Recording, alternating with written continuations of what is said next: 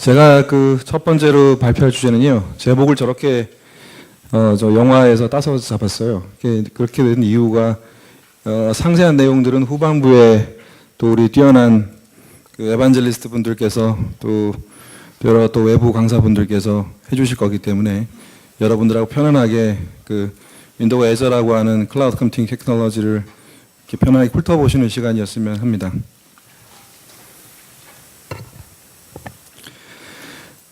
사실 애저를 그 한국에서 정식으로 출시하는 것이 이번이긴 하지만 사실 그 이 클라우드 애저 테크놀로지가 발표된 거는 2008년도 가을께, 늦가을께예요. 그래서 이제 저 개인적으로는 그 이후로 계속 공부를 해왔기 때문에 2012년에 이르러서 발표되는 걸 보니 이제 여러 가지 그 감회도 있고 또 여러 가지 겪었던 일들이 주마간산처럼 지나갑니다. 사실 클라우드 컴퓨팅이라는 이름, 뭐 IT에 있는 새로운 용어가 나오면 항상 그렇지만 클라우드 컴퓨팅이 약속한 게 많죠. 시장에다가 이렇게 하면 잘 될 거고 저렇게 하면 잘 될 거고 뭐 이런 문제가 저절로 풀리고 저런 문제가 저절로 풀리고 하면서 이제 새로운 기술들이 막 쏟아져 나오면 언제나 그런 것들이 이제 어떤 때는 과장되게 또 어떤 때는 지나치게 축소돼서 펼쳐지기 마련인데요. 어쨌든 그 클라우드 컴퓨팅 이 약속한 바들이 있습니다. 이제는 좀 시장에서 어느 정도 클라우드 컴퓨팅에 대한 혼란은 좀 이제 모래알처럼 가라앉고 이제 그런 부표처럼 떠다니던 그 허황된 여러 가지 개념들도 차분하게 정리가 되면서 이제 클라우드 컴퓨팅 실체가 뭔지를 시장에서 이제 고객이나 기술자나 개발자들이 조금씩 동의를 해가는 것 같아요. 어쨌든 그 새로운 기술이 나오면 그 기술은 두 가지 약속을 합니다. 어떤 이런 뉴 테크놀로지가 있고 그것 때문에 이러한 여러 가지 그 사업적인 이득이 있을 거라는 얘기를 하게 되죠. 자, 클라우드 컴퓨팅이 약속한 기술적인 약속은 이렇습니다. 이를테면 뭐 한번 보시죠. 뭐 쓰다가 안 쓰다가 하는 중간에 안 써 보이시죠?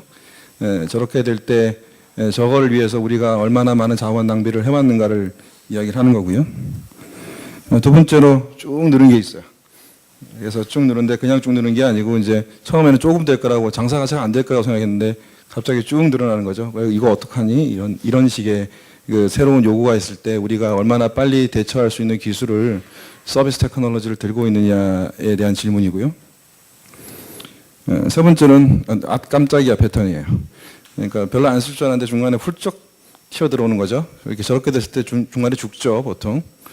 제가 뭐 순서대로 좀 설명하지는 않습니다만 맨 처음 거는 주로 배치 잡에 쓰여요.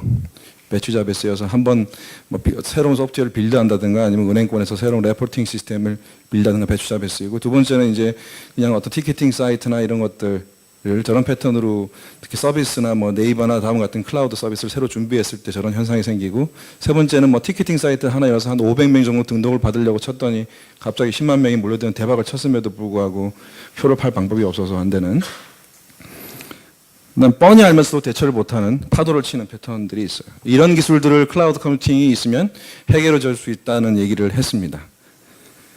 자, 기술적인 약속이고요. 그래서 이런 것들을 대해서는 우린 도저히 못 믿겠어. 저런 게 나왔을 때 너희들이 어떻게 저걸 보장해 줄 수 있어라고 했을 때 우리가 서비스 라이센스 어그리먼트를 맺어주마. 그래서 중간에 좌충우돌 점점 더 그 경쟁사마다 열심히 노력했지만 이제 마이크로소프트 클라우드 같은 경우에 지금 이제 99.95% 월별로 서비스 라이센스 어그리먼트를 보장하는 형태의 기술 수준까지 올라와 있습니다. 물론 이제 어떤 특정한 애플리케이션 같은 경우에는 0.05 애플리케이션의 중간에 다운타임만이라든가 중간에 점검 시간만으로도 용서할 수 없는 기술이 있지만, 어쨌든 우리가 개인적으로 여태까지 써왔던 뭐 호스팅이든 어쨌든 내부적으로 자기 스스로 인하우스로 서버를 유지했던 간에 99.95%의 가용성 보장이라는 것은 굉장한 기술적인 발전인 것은 틀림없습니다. 자, 그 다음엔 돈이에요. 정말일지 아닌지는 우리가 또 확인을 해봐야 되겠지만, 어쨌든 마이크로소프트 내부 기술에 따르자면 위쪽으로 보면 이제 전체적인 그 총 소유 비용에 대한 돈이고, 옆으로는 그룹의 크기, 그러니까 서버의 수죠. 서버의 수가 증가할수록 클라우드 컴퓨팅 테크놀로지가 적용되면 생각지 않게 저런 그 화면의 하얀 바탕에 있는 어떤 득을 볼 수 있다는 건데, 여러분이 저것들을 느끼실지 아닐지는 제가 강요할 수는 없는 거죠. 약간 저런 식의 경제적 이득이 있다는 것에 대한 클라우드 컴퓨팅에 대한 약속이 있었습니다. 그래서 특히 이제 클라우드 컴퓨팅이 가져온 새로운 어떤 그 서비스의 그 라이센스 방법은 돈을 내는 방법은 여러분들이 아시다시피 그 기존에 우리가 익숙하지 않았던 건 아니지만 어쨌든 저런 그 기술 패턴을 위해서 우리가 지불하는 어떤 돈들이 물리적인 비용에서 소모 비용 같이 마치 이제 쓰면 곧바로 하는 어떤 그런 종이값처럼 또 전기세처럼 쓸 수 있는, 그래서 pay as you go라고 영어로 말하기도 하고, 어쨌든 쓴 만큼 내는 방식의 클라우드 컴퓨팅의 시대가 왔다고 얘기를 하고, 그걸 클라우드 컴퓨팅이 사업자들이 약속을 하겠다고 얘기를 했습니다. 자, 그래서 실제 시장 상황을 좀 보시죠. 실제 그러면 시장에서는 이런 구름을 타고 구름이 확 퍼져서 여러분들 모두가 지금 클라우드 컴퓨팅을 쓰고 있을까요? 실제 쓰고 계시는 분 손 좀. 그렇군요. 좀 적극적으로 들어주시면 좋겠는데. 실제 시장 상황을 한번 보시죠. 아주 객관적인 데이터를. 좀 깨알 같은 글씨를 적었어요. 어쨌든 클라우드 시장은 여러분들이 믿거나 말거나 꾸준히 시장 성장을 하고 있습니다. 그렇지만 여전히 전체 시장에서 그 기업이 내는 IT 총 지출의 3% 선을 못 넘고 있어요. 그거는 이제 긍정적으로 얘기하자면 무슨 말이냐면 시장이 아직 많이 있다는 얘기고요. 뭔가 클라우드 컴퓨팅이 기술이나 어떤 경제적 이득 이외에 다른 어떤 부담을 줬기 때문에 전반적으로 생각만치 빨리 그 움직이고 있지 않은 건 사실입니다만, 밑에 이제 그 다른 포레스트레스나 가트너처럼 세계적인 리서치 회사 얘기를 들어보면 어쨌든 간에 2020년에 2,420억 달러로 성장하는 시장인 건 맞고, 그 현재의 그 현실성을 감안했을 때라도, 그다음에 여하간 이제 이아스 시장과 사스 시장에 대한 전반적인 데이터 수치를 내놓고 있습니다. 가트너도 2012년에 예상한 걸 보면 전반적으로 연 19% 성장세를 이루고 있기 때문에 전체 IT 테크놀로지의 어답션 레이트로 보면 약 5% 이상의 성장을 하고 있는 것이고, 그건 전체 IT 아웃소싱 시장에 비춰보면 상당히 큰 형태로 성장을 하고 있는 것이라고 볼 수 있습니다. 자, 지난 그 4, 5년간 특히 이제 클라우드 컴퓨팅을 마이크로소프트가 시작한 지는 꽤 오래됐다고 봐야 돼요. 여러분들이 이제 국내에서 그런 인식이 있건 없건 떠나서 사실은 사실이니까요. 그런데 이제 플랫폼 형태의 클라우드 제품인 이제 애저를 내놓고 그 이상에서 시장에서 배운 것들이 있습니다. 첫 번째는 이미 여러분들이 굉장히 잘 알다시피 클라우드 컴퓨팅은 보안이 핵심적인 사안이라는 거죠. 특히 이제 클라우드 컴퓨팅의 데이터 센터가 월드와이드로 뭐 미국 쪽 지역만 하더라도 4개 정도, 또 유럽 쪽에 2~3개, 그다음에 동양권도 3~4개 정도가 이렇게 있는데, 그런 막대한 규모의 투자를 하는 이유가 있겠죠. 그래서 그런 보안 규정 같은 것들은 실제로 단순히 그냥 기술적으로 그냥 안전성을 준다든가 아니면 클라우드 컴퓨팅이 안전해요라고 그 선전하는 홍보 문구에 지나지 않는 것이 아니라, 실제 여러분이 클라우드 컴퓨팅에 뭔가를 올린 다음에 해외로 시장을 진출하게 되면 반드시 그쪽 지역에 있는 그런 사업자나 또는 경제권마다 가지고 있는 데이터 규약과 보안 준수상을 유지하지 않고는 그런 식의 여러분이 만들어 놓은 애플리케이션의 시장에 진출할 때 큰 그런 걸림돌이 됩니다. 사실 클라우드 컴퓨팅 데이터 센터에 어떤 애저 같은 데이터 센터 여러분의 애플리케이션 올린다는 것은 그런 식의 그 각 지역마다 복잡하게 얽혀 있는 여러 가지 보안과 데이터 준수 사항, 규약 같은 것들을 돈 주고 사시는 거나 똑같은 효과를 내는 것이고요. 실제 많은 대기업들이 그런 시행착오를 겪으면서 자기 자사의 어떤 기술력이나 어떤 서버 증설이나 운영 이원을 가지고 해외 데이터 센터 진출 사업을 했다가 실패해서 다시 걷어들이고 있는 것도 유사한 형태의 이유입니다. 특히 공인된 보안 규약 준수가 굉장히 중요한데요. 아까 이제 동영상에서 잠시 보였지만 마이크로소프트 현재의 그 전체적으로 그 준수하려고 하는 어떤 국제적인 어떤 보안 규약 준수 같은 것들이 어떤 것들이 있고 어떤 내용들이고 그리고 상태는 어떠한 것들인지 나와 있습니다. 저걸로 한글로 번역해서 보여드리면 더 쉽겠습니다만 제가 번역하다가 말았는데요. 그 풀기가 쉽지 않았습니다. 여하간 저기서 주목해 하셔야 될 거는 뭐냐 하면 아까 동영상에서 나왔듯이 ISO 27001, 그다음에 사스 타입 1, 2 같은 것들은 데이터 센터에 대해서 데이터 센터의 데이터를 어떻게 관리하는지, 실제 그것들을 사고 났을 때 어떻게 그걸 저장해 다시 복구하는지, 실제로 그걸 시행하고 있는지에 대한 굉장히 까다로운 규칙들이고요. 특히 우리나라도 뭐 여러 가지 협회를 통해서 그런 식의 보안 규약 준수를 국내 사정에 맞게끔 준비하고 있는 줄 알고 있는데 저런 것들이 없을 때 여러분들이 실제 뭐 게임 서비스 하나를 갖다 해외에 진출시키려고 하더라도 그런 데이터 센터가 가지고 있는 규약 준수를 하지 했냐 안 했냐에 따라 가지고 여러분들의 서비스를 실제 그 시장에서 팔 수 있냐 없냐가 결정되기 때문에 생각보다 굉장히 중요합니다. 기술은 둘째인 거죠. 그래서 아예 진출을 하지 못하는 현상이 생기는 거죠. 그때 그 지역마다 가지고 있는 그런 보안 규약 준수나 어떤 여러 가지 공인된 것들이 없는 형태의 그런 식의 서비스를 썼을 때 생길 수 있는 가격적인 메리트이 저걸 훨씬 그것보다 훨씬 더 상회하는 형태의 효과를 낼 수가 있습니다. 자, 두 번째는 현재 기술의 생태계의 주인은 기술 대중에 있다는 것이죠. 이거는 이제 마이크로소프트만 그렇게 하는 것이 아니라 전체 수많은 IT의 주력을 차지했던 많은 기업들이 이제 기술 자체를 가지고 그 기술 자체를 개발하는 어떤 대중이 저쪽에 있고 그리고 그 생태계를 좌지우지하는 것도 기술 개발자들에 있다는 여기에 계신 분들이 주인이라는 것을 알게 된 거죠. 그래서 지금 현재 마이크로소프트의 그 클라우드 센터가 어떻게 전 세계에 배치되어 있고 또 수많은 테크놀로지가 어떻게 되느냐도 굉장히 중요하고 그리고 후에 하나씩 설명될 저런 클라우드 컴퓨팅의 아주 핵심적인 컴포넌트들이 얼마나 중요한 것도 중요하지만 저 위쪽에 까만색으로 표시해 놓은 것처럼 단넷은 물론이고 자바, PHP, 노드.js 같은 오픈소스 테크놀로지들을 어떻게 병합해서 생태계의 주인인 개발자들이 자기 입맛에 맞게 자기 필요에 맞게 기술을 개방성과 상호 운용성을 빌어서 실제로 클라우드 컴퓨팅 테크놀로지를 훌륭하게 활용할 수 있는 형태의 지원이 반드시 필요하다는 걸 알게 됐고 그리고 그것들을 지금 굉장한 수준으로 지원을 약속하고 있죠. 세 번째는 클라우드 컴퓨팅에 아주 지겹도록 들어오신 이아스, 파스, 사스 같은 인프라와 플랫폼과 소프트웨어의 싸움입니다. 이것이 기존에 여러분들이 쓰시던 그 서버 인프라라고 보시면 맨 밑에 네트워크부터 저 위에 앱까지 보시면 인프라 애저 서비스라는 것은 결국은 저기서 보시면 노란 게 여러분들이 직접 하셔야 되는 일이고 국방색 비슷하게 생긴 것들이 마이크로소프트가 그 돈을 내면 저절로 해주겠다는 것이죠. 저걸 맡긴다는 겁니다. 클라우드 컴퓨팅은. 플랫폼은 런타임 미들웨어 OS까지 우리가 관리를 해줄 테니 여러분들은 웹하고 앱하고 데이터에만 신경 쓰라는 거고 예를 들면 오피스 같은 그런 형태의 사스를 쓴다면 그런 신경 쓰시지 마시고 그냥 사서 쓰세요라는 거겠죠.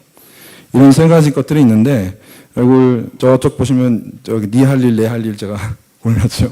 그래서 이제 저런 식의 그 구분들이 실제로 이제 시장에 퍼지면서 많은 혼란을 일으켰어요. 예를 들면 저희들의 이제 경쟁사이면서 동시에 또 파트너사이기도 한 아마존 같은 경우는 이제 클라우드 컴퓨팅을 인프라스트럭처 애저 서비스의 개념으로 출발을 했고 마이크로소프트는 플랫폼 애저 서비스의 개념으로 출발을 했어요.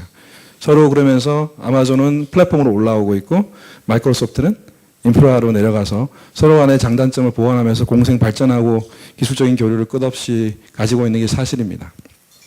그래서 이런 것들이 시장에서 깨달은 바라고 하는 이유는 뭐냐 하면 어느 한쪽이 가지고 있는 해법이 완벽하게 모든 해법이 드러나지 않기 때문에 장단점을 가진 밸런스를 지키면서 서로를 배워가면서 한다는 것이고 최근 들어 마이크로소프트가 이제 시장에서 배운 것들은 인프라스트럭처 애저 서비스가 본질적인 클라우드 컴퓨팅의 기술적인 핵심에는 좀 멀지만 그것 또한 시장에서 주요한 클라우드 컴퓨팅 테크놀로지의 하나로서 받아들일 수 있고 또 많은 용도에서는 그것이 굉장히 쓰기 쉽고 인식하기 쉬운 기술이라는 겁니다. 자, 그래서 이제 그 마이크로소프트가 배운 대로 실천을 했을까요? 이제부터 하나씩 살펴보도록 하죠. 조금 빠르게 속도를 잡아서 넘어가도록 하겠습니다. 왜냐하면 내부에 있는 상세한 내용들은 우리 또 뒤에 그 계속 주제별을 잡아서 이렇게 깊이 있게 하시는 분들의 그 데몬스트레이션이나 또는 여러 가지 설명을 들으시면 훨씬 더 손에 만질 수 있도록 배우실 수 있을 것이라고 보고요. 저하고는 같이 이제 애초에 말씀드린 대로 산책하는 기분으로 훑어보시면 될 것 같습니다. 어쨌든 마이크로소프트가 이번에 내세우는 것은 세 가지입니다. 첫째는 훨씬 더 튼튼하다는 거고요. 어떻게 더 튼튼하냐고 보여달라고 하면 어떻게 보여드릴 수는 없는데요. 서버 쪽에 있는 거라서 어떤 튼튼하고 그 다음에 두 번째로는 개방성입니다. 열린, 어떻게 하면 아키텍처나 기술들을 열어서 기존에 있는 개발 생태계뿐만 아니라 또 새로운 개발 생태계나 그종 간에 서로 간에 뭐 마이크로소프트, 난 마이크로소프트 나눠서 기술적인 어떤 종교 전쟁을 벌였던 것들 모두 수용해서 하나의 기술 생태계를 클라우드에 심을 수 있느냐를 가지고 논하겠고요. 그다음 세 번째로는 말랑말랑하게 바뀌었다는 거죠. 아까 이제 그런 말씀을 드리려고 파스, 이아스, 사스 같은 기술적인 아키텍처 상에서 어떤 것이 더 유연성이 있고 어떤 것이 더 깔끔한지를 잠시 빗대어 설명을 드렸습니다. 첫째는 가상머신 얘기를 해야 되겠죠. 그 가상머신은 여러분이 이미 클라우드 컴퓨팅 얘기가 나오면서 훨씬 더 뜨겁게 시장에서 회자가 되는 얘기입니다. 그런데 이제 제가 드리고 싶은 말씀은 뭐냐면 가상머신 그 자체가 클라우드 컴퓨팅 테크놀로지는 아닙니다. 그는 짚고 넘어가야 되겠어요. 그래서 가상머신이라는 것이 중요한 클라우드 컴퓨팅을 구현하는 중요한 기술이지만 어떤 기업에서 제가 어떤 모 CIO께서 그럼 가상머신하고 버추얼라이제이션 테크놀로지하고 클라우드 컴퓨팅이 어떻게 다르냐고 자꾸 물으시는데 그분이 기술 전문가가 아닌 것 같아서 제가 이렇게 답변을 드렸던 기억이 납니다. 클라우드 컴퓨팅이 만약에 가상화 기술이라면 사람의 단백질이라고 했던 기억이 납니다. 감 잡으셨습니까? 너무 비유가 이상한가요? 중요한 기술이긴 하지만 클라우드 컴퓨팅의 핵심은 가상화 기술 그 자체 가지고는 짚을 수 없는 것이죠. 사실 눈에 보이지 않는 관리 기술이 훨씬 더 클라우드 컴퓨팅의 핵심에 가깝고 가상화 기술은 그저 아주 비싸고 빠른 컴퓨터에 논리적인 컴퓨터 여러 개를 심어서 어베일러빌리티나 전체적인 생산성을 놀리기 위한 하나의 부품 기술이죠. 어쨌든 가상머신을 클라우드 컴퓨팅에 넣기 위해서는 뭔가가 필요한데 마이크로소프트는 이걸 왜 필요로 하냐면 또 클라우드 서비스가 넘어가면서 제가 한번 다시 설명을 드리겠습니다만 많은 사용자들이 자기가 쓰고 있는 운영체제 그대로 또 자기가 쓰고 있는 어떤 스택 그대로 애플리케이션 스택 그대로를 그대로 손 안 대고 올리고 싶어 합니다. 이미 개발이 끝나서 조합이 끝난 어떤 운영체제가 있다면 VM이 있다면 그것들을 클라우드로 그대로 올리고 싶어 하기 때문에 가상머신 기술에서는 윈도우 서버뿐만 아니라 우분투나 수세 같은 리눅스 이미지를 그대로 클라우드 데이터 센터에 올릴 수 있고요. 또 그렇다고 해서 올렸으니까 이제 너네 마음대로 해가 아니라 그런 그의 적당한 수준에서의 그 가상머신을 잘 구성을 했다면 특별한 어떤 개발 기술이 필요하진 않지만 전체적인 어떤 서버 부하를 조절해주는 기술까지 여러분들에게 지원해주고 특히 기업형 애플리케이션의 연계성을 위해서 기업 내부에 있는 어떤 가상 사설망들, VPN 기능과의 연계성까지를 동시에 지원함으로써 대부분의 애플리케이션들이 아주 쉽게 있는 그대로 as it is 형태로 그대로 클라우드로 올라갈 수 있는 기술이라고 보시면 되겠습니다. 자, 그래서 가상머신 방식이 왜 필요한지는 설명을 드렸는데 그림을 보면서 설명을 하시죠. 제가 계속 말로만 설명드렸기 때문에 좀 비교오시고 이제 점심 때쯤 이쯤 되면 이제 피로가 몰려오시기도 하고 그럴 거예요. 본사에 내에 아주 좋은 애니메이션이 있더라고요. 자, 저기가 애저입니다. 클라우드입니다. 저 밑이 이제 좀 기분 나쁘지만라도 하여튼 니 데이터 센터입니다. 자, 여기서 데이터 센터에 이미지들이 VM 이미지들이 있어요. 그래서 그 중에 하나를 클라우드에 내맡기고 싶습니다. 그래서 어떻게 하겠다는 얘기냐면 그림은 뭐 거창하게 멋있게 그렸습니다만 고생한 것에 비해서 얘기는 썰렁합니다. 그냥 올라간다는 뜻이죠. VM을 그냥 그 버추얼 머신을 골라서 그냥 올리면 된다는 얘기고요. 그 다음에 그래서 복제를 하고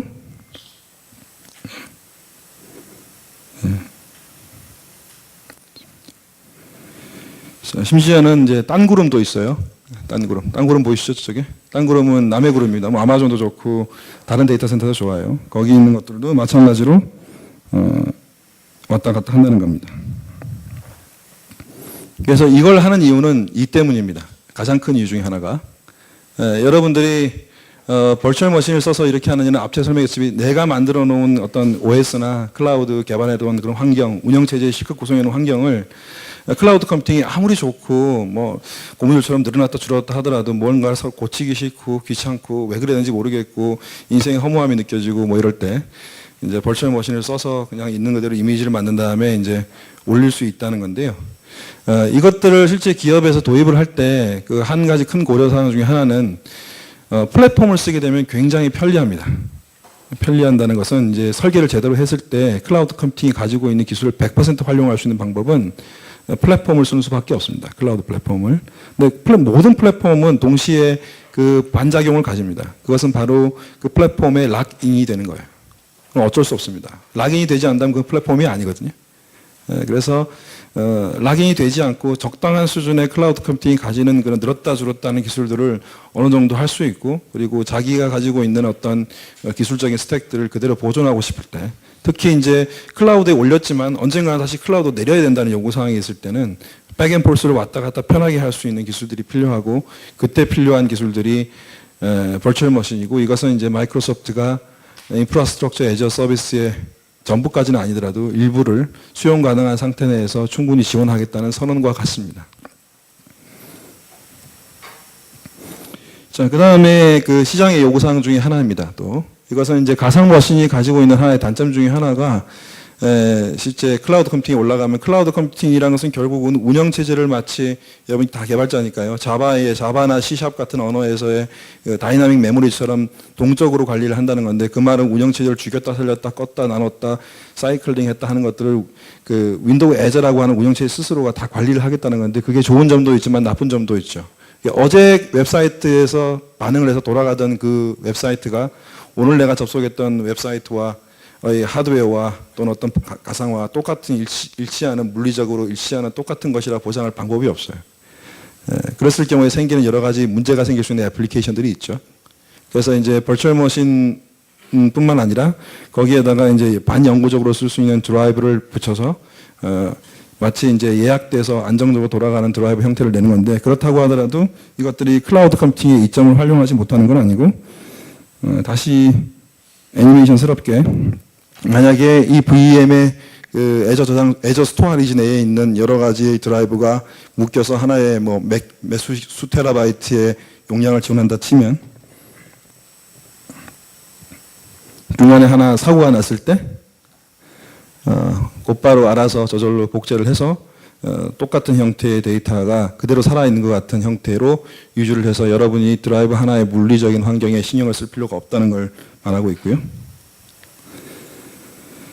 그럼으로써 어쨌든 그 반영구적인 드라이브를 가진 VM이 신뢰성이나 그다음에 항상 켜져 있는 상태를 유지를 한다는 겁니다. 또 한 가지 중요한 점은 뭐냐면, 이러한 어떤 데이터 간의 어떤 안정성을 유지하기 위해서는 데이터 센터 자체가 실제로 물리적인 충격을 받았을 때 그걸 아까 말씀하신 디플리케이션만으로는 도저히 보장할 수가 없기 때문에, 실제로 완전히 동떨어진 형태의 데이터 센터에다가도 계속해서 저장소 간 동기 복제를 유지한다는 겁니다. 사실은 이거는 앞서 말씀드린 ISO 27001이나 사스 타입 1, 2에 있는 보안 규약을 준수하는 차원에서 하지 않을 수가 없게 되어 있습니다. 거기서 모든 물리적인 데이터는 실제로 그 사고가 날 수 있는 지점에 있는 물리적인 데이터 환경에 완전 독립적인 데이터를 유지하라는 것이 보안 규칙에 있어요. 그래서 그것들을 실제로 그냥 형식적으로 지키는 게 아니라는 것이죠. 그래서 실제로 이런 사고가 있었죠. 혹시 기억하시는 분이 계세요? 재작년 봄쯤에 그 아주 데이터 센터를 그 짓기에 아주 좋은 곳으로 굉장히 그 널리 각광받고 있는 아일랜드의 더블린인데, 그 지역이 한 가지 문제점이 있어요. 굉장히 차가운 동네이기 때문에 쿨링 테크놀로지는 굉장히 좋은 적소이지만 한 가지 문제점이 거기에 번개가 자주 칩니다. 그래서 데이터 센터의 번개가 아주 심하게 내리쳐서 데이터 센터 전체의 데이터가 완전히 날아간 적이 있죠. 실제로. 물론 그것들 다 백업을 해놔서 아마존이든 마이크로소프트는 금기 복구를 했습니다만, 마이크로소프트 같은 경우에 듀얼 형태의 데이터 센터를 유지하고 있기 때문에 실제로 더 빨리 복구가 됐다는 사례가 있거든요. 기사를 뒤져보시면 아마 이제부터 관심을 가지시고 뒤져보시면 곧바로 찾으실 수 있을 거예요. 그런 것들은 천재지변이기 때문에 어쩔 수 없기 때문에 그런 안전성을 보장하기 위해서 저런 식의 규약을 맞추도록 되어 있습니다.